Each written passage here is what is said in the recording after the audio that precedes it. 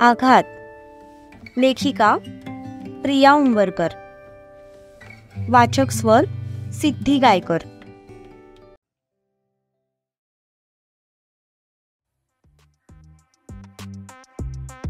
Meeting संपली तसा शिवा त्याच्या केबिन मध्ये आला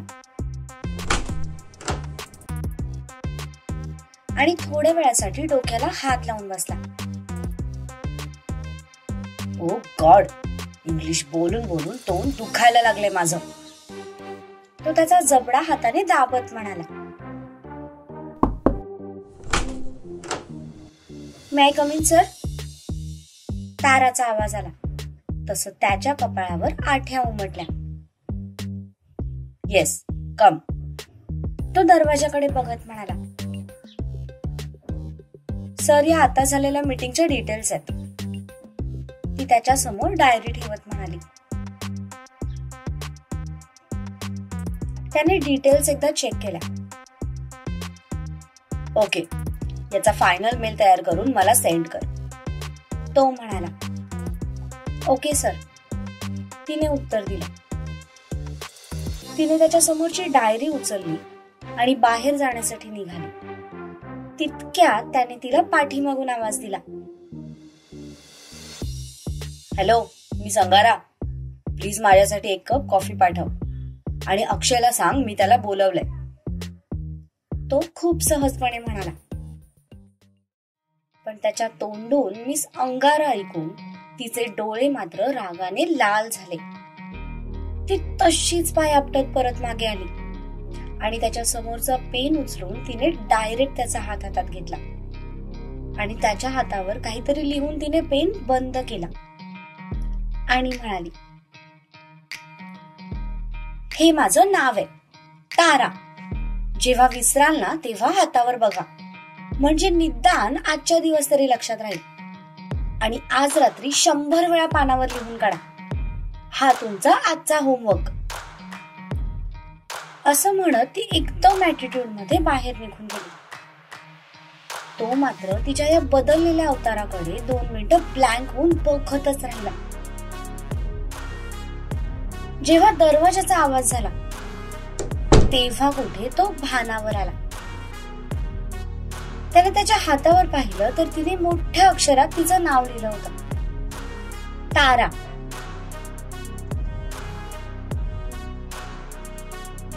what the hell?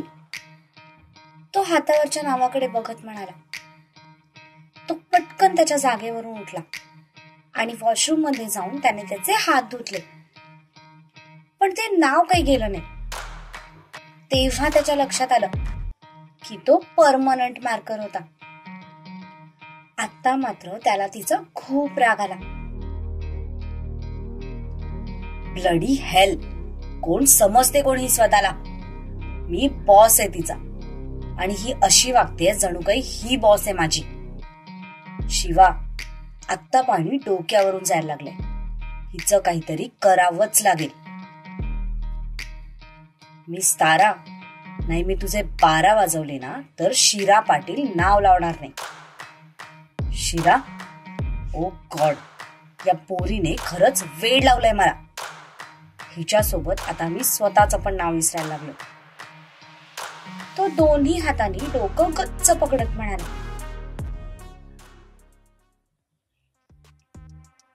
Idiot, company चालवतो म्हणे. साधं माझं नाव लक्षात राहत नाही याच्या. कधी सितारा, कधी गितारा, कधी तुतारा. आज काय तर अंगारा. बावळट कुठला. ती तिच्या डेस्कवर येऊन एकटीच रागात बडबडत होती. गुड मॉर्निंग तारा, अक्षय म्हणाला. बॅड मॉर्निंग, ती हातातली डायरी टेबलवर आपटत म्हणाली. का ग, काय झालं? अक्षय म्हणाला. यार अक्षय, तू इतकी वर्ष या माणसाच्या हाताखाली कशी काय काढलीस रे? हा माणूस पक्का वेडा आहे, ती अक्षयकडे बघून म्हणाली. तसं त्याला हसूच आलं. सकाळी सकाळी फायरिंग झालेली दिसते.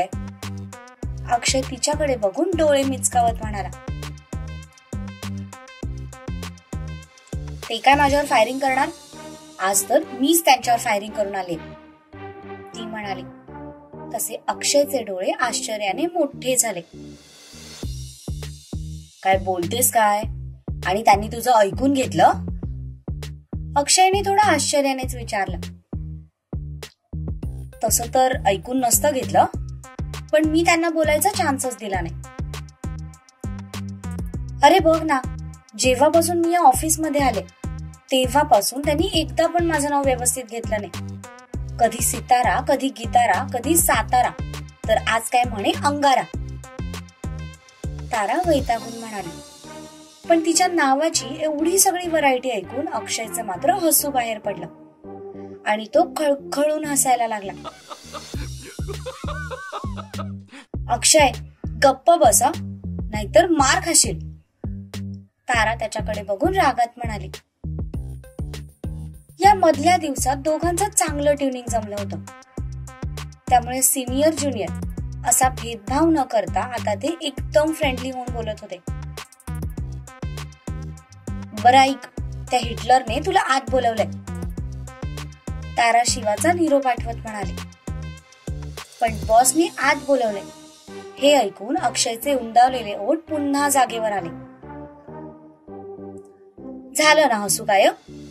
आता हेच पडलेलं तोंड घेऊन आत जा, तोपर्यंत मी त्यांची कॉफी पाठवते, तारा तिच्या खुर्चीत बसत म्हणाली. ओके, असं म्हणत अक्षय शिवाच्या केबिनकडे निघून गेला. ताराने फोन करून त्याच्यासाठी कॉफी मागवली.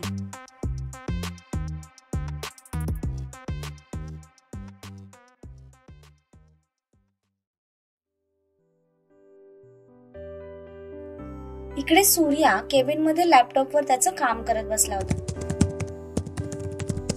तितक्यात त्याचा मोबाईल वाजला.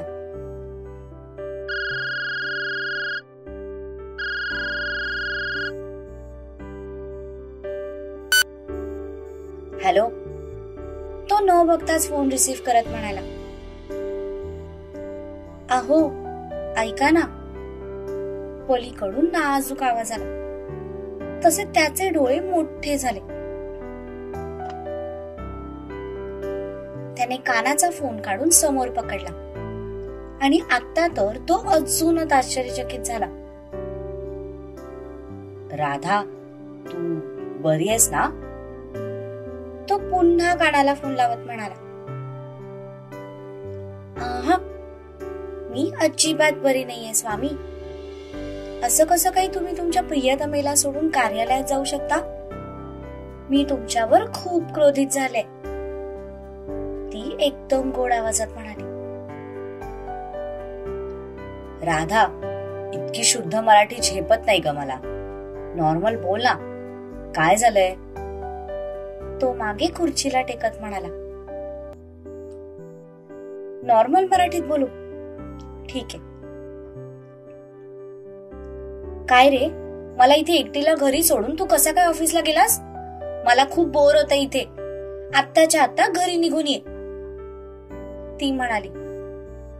खरं तर ती त्याची फिरकी घेत होती. खरंच येऊ? तो समोरची पेन्सिल हातात गोल गोल फिरवत म्हणाला. हो, खरंच ये, ती म्हणाली.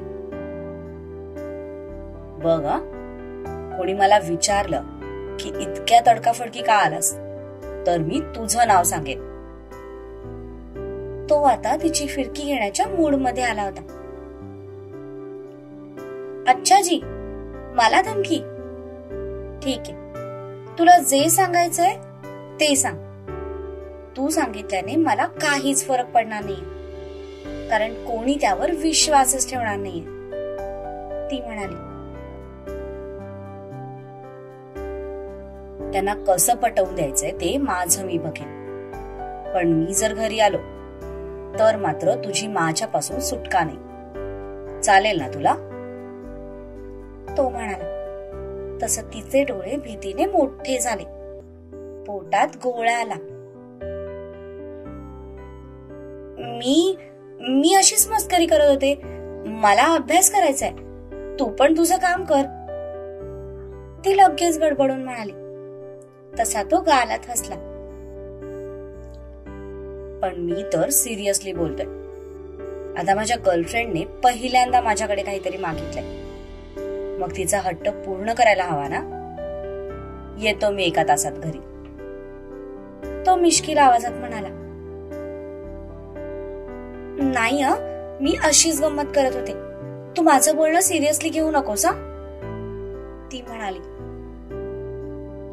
ठीक आहे, नाही येत, पण त्या बदल्यात मला काय मिळेल? सूर्या म्हणाला. हा, आता तुला काय पाहिजे? तिने कपाळावर आठ्या पाडत विचारलं. माझी जंगली बिल्ली खूप वाईल्ड आहे, डायरेक्ट अंगावर झपटा मारते. And I like that वाईल्डनेस.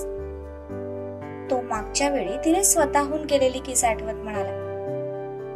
पण त्याच्या बोलण्याचा अर्थ समजताच तिला मात्र कुठेतरी तोंड लपव असं झालं. बाय असं म्हणत तिने डायरेक्ट फोन कटच करून टाकला आणि छातीवर हात ठेवून स्वतःच्या वाढलेल्या श्वासांना कंट्रोल करण्याचा निरर्थक प्रयत्न करू लागली. आली होती मोठी माझी फिरकी घेणारी. But I really miss you my love. तो फोन कडे बघत गालात हसत म्हणाला.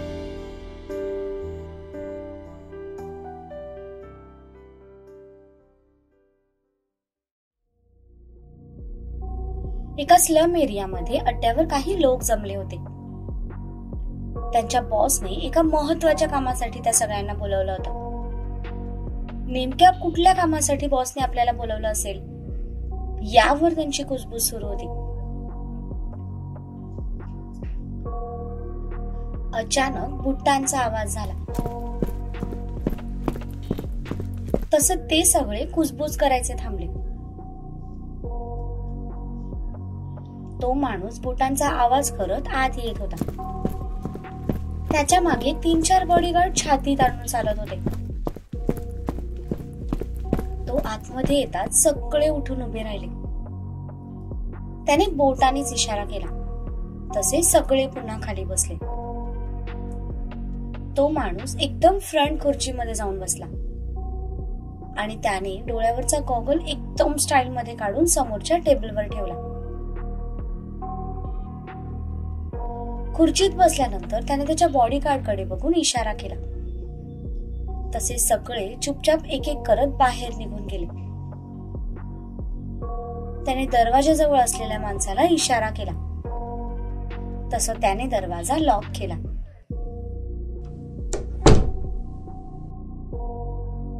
बॉस, ही फाईल. एक माणूस अदबीने पुढे होऊन त्याच्या समोर फाईल ठेवत म्हणाला. त्याने ती फाईल उघडली आणि वाचू लागला. तोपर्यंत दुसऱ्या माणसाने समोर एक स्क्रीन सुरू केली. फाईल वाचून झाल्यानंतर त्याने ती बंद केली आणि आपल्या माणसाला बोटानेच इशारा केला. तसं त्याने ती व्हिडिओ सुरू केली. व्हिडिओ सुरू झाला तसे सगळे स्क्रीनकडे बघू लागले. समोरचं दृश्य बघून सगळ्यांचे डोळे आश्चर्याने मोठे झाले. कारण ज्या माणसाला इतके दिवस ते सगळे शोधत होते तो माणूस आता त्यांच्या नजरेसमोर होता. सत्यजित पाटील. बॉस, म्हणजे छोट्या भाईला यानेच मारले. एक माणूस खूप रागात त्या स्क्रीनकडे बघत म्हणाला. समोरच्या स्क्रीनवर 2 ग्रुपची जबरदस्त हाणामारी सुरू होती. सगळे एकमेकांच्या जीवावर उठल्यासारखे वार करत होते. हा खेळ बराच वेळ सुरू होता. पण अचानक दुसऱ्या टीमचा जो मुखिया होता त्याच्या डोक्यात कोणीतरी रॉडने वार केला आणि तो तिथेच खाली पडला. त्याला या अवस्थेत बघून सगळ्यांनीच घाबरून डोळे बंद करून घेतले.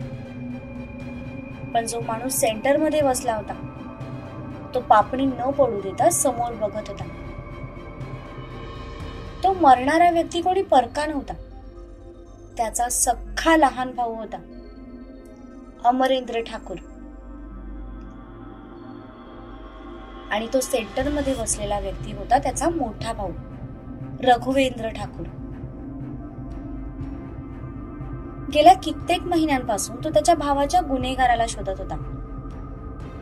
त्या हाणामारीत त्याची सगळी माणसं मारली गेली होती, त्याच्या भावासकट.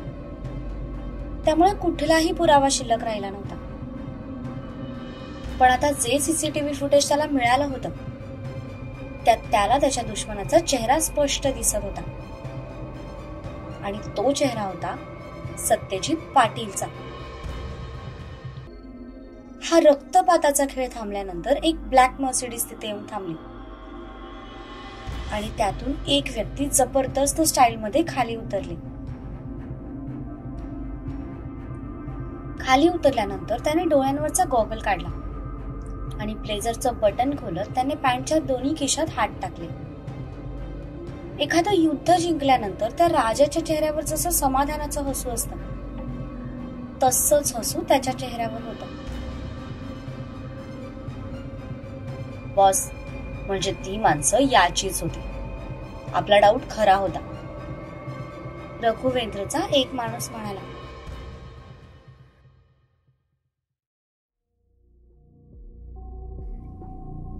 नेक्स्ट, रघुवेंद्र एकदम शांत आवाजात म्हणाला. तसं स्क्रीन जवळ असलेल्या माणसाने व्हिडिओ बंद केला आणि काही फोटोज दाखवायला सुरुवात केली. हा आहे पाटलांचा वाडा. त्यांच्या घरात एकूण 7 माणसं राहतात. अक्कासाहेब पाटील, त्यांचा मुलगा गंगाधर पाटील आणि पुतण्या संपत पाटील. दोघांच्याही बायका आता या जगात नाहीत. गंगाधर पाटीलला 2 मुलं आहेत, सत्यजित आणि शिवराज पाटील. तर संपत पाटीलला एकच मुलगा आहे, सूर्यजित पाटील. सूर्यजित म्हणायला फक्त चुलत भाऊ आहे, पण त्या तिघांमध्ये सख्या भावापेक्षा पण जास्त प्रेम आहे. 4-5 महिन्यांपूर्वीच सत्यजित पाटीलचं लग्न झालंय. त्याची बायको दुर्वा एका मिडल क्लास घरातली आहे आणि तिच्यावर त्याचं खूप प्रेम आहे. त्या स्क्रीन जवळ असलेला माणूस पूर्ण पाटील घराण्याचं इंट्रोडक्शन करून देत होता. स्टॉप. मध्येच एक फोटो आला. तसं रघुवेंद्र ओरडला. स्क्रीनवर सत्य आणि शिवाचा सोबत असलेला एक फोटो होता. बॉस, तुम्ही फक्त ऑर्डर द्या, लहान की मोठा, आजच्या आज गेम खलास करतो बघा. एक काळा कुट्ट माणूस खिशातून रिव्हॉल्वर काढत म्हणाला. नाही, इतक्या सहजासहजी मरण नाही. माणूस तेव्हाच मरतो जेव्हा त्रास स्वतःला नाही, आपल्या जवळच्या व्यक्तीला होतो. तो त्याच्या दाढीवरून हात फिरवत म्हणाला. म्हणजे? त्या माणसाने विचारलं.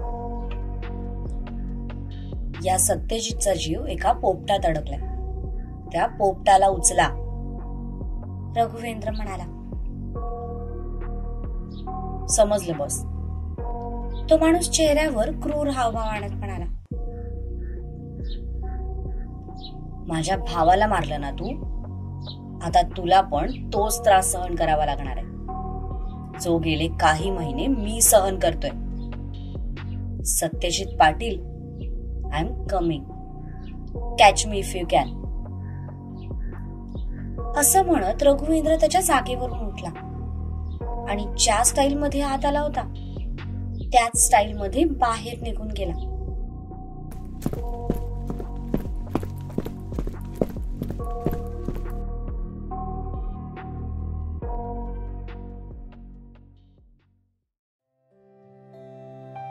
यार ताई, किती मोठं घर आहे तुझं. दुर्वा राधाला पूर्ण वाडा फिरवून दाखवत होती. हो, खूप मोठं आहे, दुर्वा हसत म्हणाली. तिचा उजळलेला चेहरा बघून राधाला तिच्यासाठी खूप छान वाटत होतं. मध्येच राधा चालायची थांबली. तसं दुर्वाने पाठी वळून पाहिलं. काय ग, काय झालं? दुर्वा तिच्याकडे बघून म्हणाली. राधा एक पाऊल पुढे झाली आणि डायरेक्ट तिच्या गळ्यात पडत म्हणाली, I am so happy for you ताई, यू डिझर्व दिस हॅपीनेस. यावर दुर्वा फक्त हसली आणि तिने पण राधाला मिठी मारली. सकाळपासून बघतेय मी तुला, किती बदलली आहेस तू. ज्या ताईला मी ओळखत होते ती कधीच अशी नव्हती. माझ्या ताईला तर साधा टीव्हीचा रिमोट पण शेअर करायला आवडायचा नाही, आणि आज माझी तीच ताई सगळ्यांसोबत इतक्या हक्काने तिचा आनंद शेअर करते. ते बघून खरंच खूप छान वाटतंय. आपले नातेवाईक म्हणतात की तू बाबांवर गेलीस आणि मी आईवर, पण आज तुला सून म्हणून इथे वागताना बघून पहिल्यांदा मला असं वाटतंय की माझ्यापेक्षा जास्त तर तूच आईवर गेलीस. आई पण सगळ्यांना अशीच प्रेमाने बांधून ठेवते. राधा म्हणाली. राधा, कधी कधी आपल्या आजूबाजूची परिस्थिती आपल्याला बदलायला भाग पाडते. काही बदल आपल्याला नाईलाजाने करावे लागतात, तर काही बदल आपण आपल्या मर्जीने करतो. माझ्यासोबत काय काय झालंय ते तर तुला चांगलंच माहिती. कधी काळी मी या घरात वेगळ्याच उद्देशाने पाऊल ठेवलं होतं. मला या घराला, इथल्या माणसांना बरबाद करायचं होतं, त्यांचा सूड घ्यायचा होता. पण जेव्हा मी इथे आले ना, तेव्हा आपोआप माझ्यात बदल घडू लागले. अगदी नकळत मी स्वतःचा विचार बाजूला ठेवून या सगळ्यांचा विचार करू लागले. जसं जसं मी या घराला, इथल्या माणसांना अनुभवत गेले, तसं तसं मला समजलं की ही माणसं जशी आहेत ना तशी दाखवत नाहीत, आणि जशी दाखवतात तशी ती नाहीयेत. बाहेरच्या जगाला वाटतं की पाटील श्रीमंत आहेत म्हणून गर्विष्ठ असतील, दुसऱ्यांना स्वतःच्या तालावर नाचवत असतील. पण सत्य परिस्थिती खूप वेगळी आहे. ही माणसं श्रीमंत आहेत पण गर्विष्ठ नाही. त्यांचे पाय अजूनही जमिनीवरच आहेत, आणि याचं सगळं श्रेय अक्कासाहेबांना जातं. त्यांनी हे घर संस्काराच्या आणि प्रेमाच्या नात्यात गुंफलंय. इथल्या नोकर माणसांची सुद्धा त्या अगदी आपुलकीने चौकशी करतात. वाईट वेळेत सगळ्यांसाठी उभ्या राहतात. त्यांना जरी शारीरिक श्रम करता येत नसले तरी घरातल्या प्रत्येकाची आवड निवड त्या आवर्जून जोपासतात. कित्येक वेळा त्यांच्या किचन मध्ये चक्रा होतात. घरात काय आहे, कोणाला काय हवंय, सगळीकडे त्यांचं बारीक लक्ष असतं. तसेच अप्पा आहेत. म्हणायला ती फक्त एका जागेवर आहेत, पण खरं तर या घराचे आधारस्तंभ आहेत. सत्यजित मध्ये जो महत्वाचा गुण आहे ना, संयम, तो त्यांना अप्पांकडूनच मिळालाय. अप्पांमध्ये कमालीचे पेशन्स आहेत, बुद्धी चातुर्य आहे. संपत काकांबद्दल तर काय बोलू. सख्ख परक याच्या पलीकडे जाऊन ते या घराला आपलं मानतात. मला नाही माहित पाटलांची किती शेती, पण जितकी पण आहे ती सगळी संपत काकांच्या जीवावर सुरू आहे. ते जातीने सगळीकडे लक्ष देतात. शिवाय अक्कासाहेबांच्या ज्या काही आश्रमातल्या मीटिंग्स असतात तिकडे सुद्धा ते नेहमी त्यांच्या सोबत जातात. सत्यजित या माणसाच्या नावातच त्याची पूर्ण पर्सनॅलिटी सामावली आहे. सत्यजित अगदी जग इकडचं तिकडे झालं तरी तो नेहमी सत्याच्या बाजूने उभा राहतो, आणि ज्याच्या नावातच जीत आहे त्याला कोण हरवणार. माझ्यावर बलात्कार झालाय हे माहीत असून सुद्धा त्या माणसाने माझ्यासोबत लग्न केलं. त्यांचं आधीपासूनच माझ्यावर प्रेम होतं. त्यांच्या जागी दुसरा कोणी असताना तर त्याने एका बलात्कार झालेल्या मुलीसोबत कधीच लग्न केलं नसतं. भलेही मग तो बलात्कार त्याच्यावरचा सूड उगवण्यासाठी का झाला असेल, पण एका चरित्र गमावलेल्या मुलीला कोण सगळं करणार. पण त्यांनी केलं. सगळ्यांच्या विरोधात जाऊन त्यांनी माझ्याशी लग्न केलं. त्यासाठी त्यांनी खूप त्रास सहन केलाय. ते सगळे दिवस आठवले की मला खूप वाईट वाटतं. खूप त्रास दिलाय मी त्यांना. अगदी नको नको ते बोलले, पण त्यांनी कधीच माझ्यावर आवाज चढवला नाही.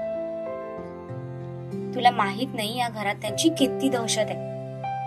त्यांच्या इशाऱ्यावर पूर्ण घर चालतं, पण तरीही तो माणूस माझ्या इशाऱ्यावर नाचत होता. माझ्यासाठी सगळं सहन करत होता. आणि आज त्यांच्याच प्रेमामुळे मी त्या वाईट आठवणीतून बाहेर पडत या घरात हसून खेळून वावरते. शिवा, माझा नटखट कान्हा, सगळे उद्योग करून मी त्यातला नाही असा दाखवत फिरणारा. या घराची जान आहे तो. जेव्हा सत्यजितने त्याला लपवून ठेवलं होतं तेव्हा मी पण या घरात काही दिवस राहिले होते. खरं सांगते, तेव्हाच्या आणि आत्ताच्या परिस्थितीत जमीन आसमानाचा फरक आहे. तो नव्हता तेव्हा हे घर एखाद्या स्मशानभूमीसारखं होतं, पण तो आला आणि या स्मशानभूमीचं पुन्हा घर झालं. घरात सगळीकडे फक्त त्याचाच आवाज असतो. इतकी मस्ती की विचारू नकोस. पण जितका मस्तीखोर आहे तितकाच प्रेमळपण आहे. मोठ्या भावाला बाप म्हणतो आणि मला आई. ज्या मोठ्या भावाला तो बापाप्रमाणे मानतो त्याच भावासमोर तो निडरपणे माझ्यासाठी उभा राहतो. खरा जिगरबाज, ज्याला दुनियादारी माहित नाही, तो स्वतःच्याच विश्वात रममाण असतो. हजारो गोपिकांमध्ये वावरणारा तो माझा नटखट कान्हा आहे. शेवटी राहिला सूर्या, माझं सगळ्यात लहान बाळ. त्याच्याबद्दल तर काय बोलू. जेव्हा माझ्या मनात सत्यजित बद्दल गैरसमज होते आणि ते जबरदस्ती मला या घरात घेऊन आले होते, तेव्हा सुद्धा या वेड्याने माझ्यासाठी पूर्ण वाडा सजवला होता. वेलकम गिफ्ट म्हणून मला डायरी आणि पेन दिला होता. समोरच्याचं मन कसं जपायचं ना, त्याला बरोबर कळतं. शिवा आणि तो म्हणजे एकाच नाण्याच्या दोन बाजू आहेत. सूर्यात जरी दाखवत नसला ना, तरी त्याच्या वागण्यातून मला नेहमी जाणवतं की तो या घरातल्या इथल्या माणसांची खूप रिस्पेक्ट करतो. त्याच्या वाईट काळात अक्कासाहेबांनी अप्पांनी त्यांना खूप मदत केली. त्याचेच उपकार ते दोघं बापलेक फेडतात असं मला त्यांच्या वागण्यातून नेहमी जाणवतं. ऑफिस मधून जर घरी आला ना, तर वहिनी वहिनी करतच घरात शिरतो. जितका मस्ती करतो तितका जबाबदारपण आहे. त्याला परिस्थितीची जाणीव आहे. आता मला सांग, ही अशी माणसं आपल्या सोबत असल्यावर आपण त्यांचा कसा रागरा करणार? इंद्रधनुष्यात 7 रंग असतात. या सगळ्यांनी या पाटलांच्या इंद्रधनुष्यात 7व्या रंगाचं स्थान दिलंय मला.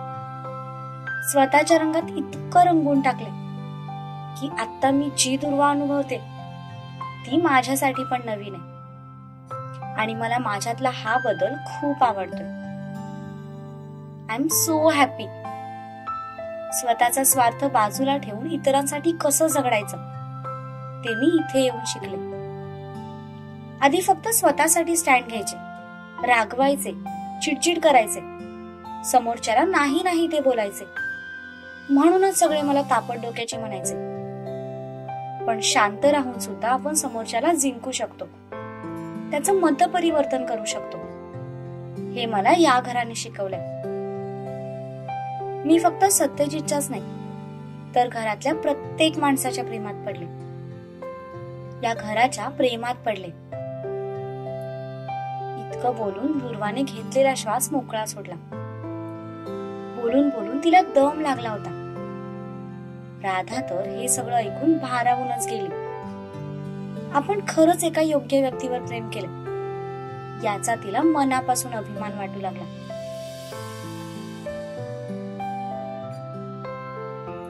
वहिनी, वहिनी. खालून शिवा आणि सूर्या दोघे ओरडतच आतमध्ये आले माझे टॉम अँड जेरी. शांत असलेलं घर आता कसं दणाणून सोडतील बघ. तू हवं तर अभ्यास कर, मी आलेच. असं म्हणत दुर्वा खाली निघून गेली. राधा वरूनच खाली बघत होती.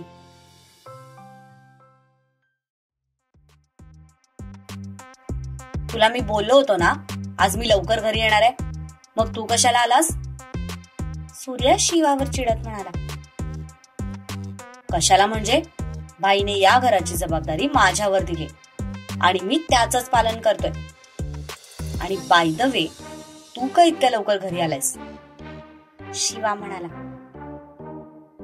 मी ते सूर्या राधाबद्दल बोलणारच होता. तितक्यात त्याने मागे दुर्वाला पाहिलं. तसा तो शांत झाला. शिवाने पण मागे वळून दुर्वाला पाहिलं. तसं त्याच्या चेहऱ्यावर डेव्हिडवाली स्माईल आली. सांगू का वहिनीला, आपल्या घरात हम आपके है कौनचा सिक्वल सुरू झालाय ते. तो सूर्याकडे बघून डोळा मारत म्हणाला. तसा सूर्याने त्याला हाताचा कोपरा मारला. ऐक ग वहिनी, हा बघ मला मारतोय. शिवा त्याच्या पोटाला पकडत म्हणाला. नाही ग वहिनी, हा खोटं बोलतोय, तू याचं काही ऐकू नकोस.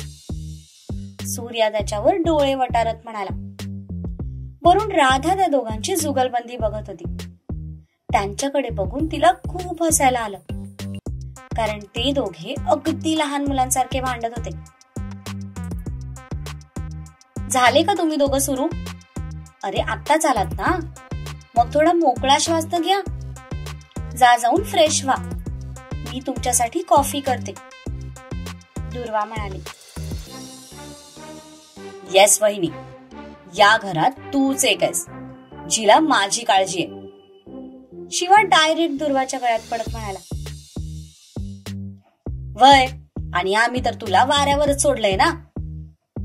पाठीमागून अक्का साहेबांचा आवाज आला. तू फिर बीच में बोली अक्का. शिवा दुर्वापासून बाजूला होत म्हणाला. अक्का, तू ना आज तुझी चप्पल काढच.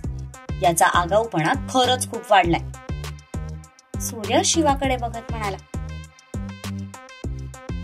चप्पल तर तुम्ही दोघे खाणारच आहात. मला सांगा, काल मी शीलाला वरती गच्चीवर कुरड्या वाळत घालायला सांगितल्या होत्या, त्यांचा भुगा कसा काय झाला? अक्का साहेबांनी नजर रोखत दोघांना विचारलं. तसं दोघे आवंढा गिळत एकमेकांच्या तोंडाकडे बघू लागले. अक्का, अगं मी काहीच नाही केलं.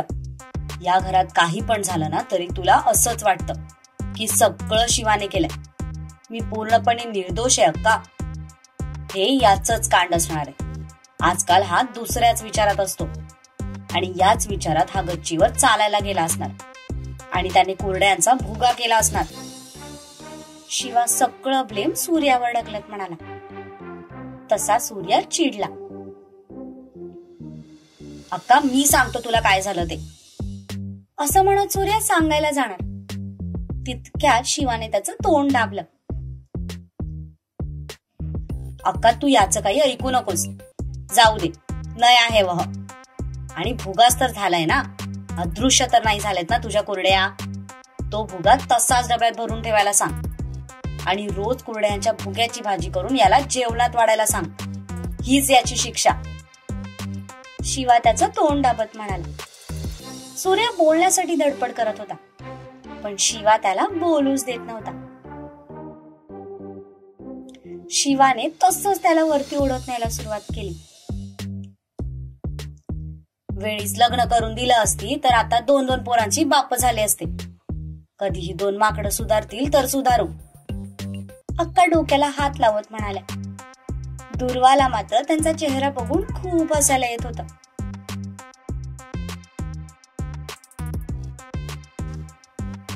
शिवादा, अरे तुला काही लाज शरम आहे की नाही? तुला चांगलंच माहितीये तो भोगा आपल्या दोघांमुळे झालाय. चूक आपल्या दोघांची होती आणि तू निर्लज्जासारखा सगळा ब्लेम फक्त माझ्यावर ढकलून रिकामा झालास. अरे कुठे फेडशील हे पाप? वरती आल्यावर जेव्हा शिवाने त्याच्या तोंडावरचा हात काढला तेव्हा सूर्या म्हणाला. शिवा काही बोलायला जाणार तितक्यात त्याची नजर मागे उभी असलेल्या राधावर पडली. तसं त्याने सूर्याला इशारा केला. सूर्याने पण मागे वळून पाहिलं. तर राधा हाताची घडी घालून भोवया उंचावत त्या दोघांकडे बघत होती. तिला बघताच त्या दोघांनी एक ऑकवर्ड स्माइल दिली, कारण या सगळ्या गोंधळात ते साफ विसरून गेले होते की आता राधा पण त्यांच्या घरी राहायला आली. राधाने नजर रोखत सूर्याकडे पाहिलं, तसं त्याने भीतीने आवंढा गिळला. त्यांच्या नजरेचा खेळ बघून शिवाला मात्र खूप हसायला आलं.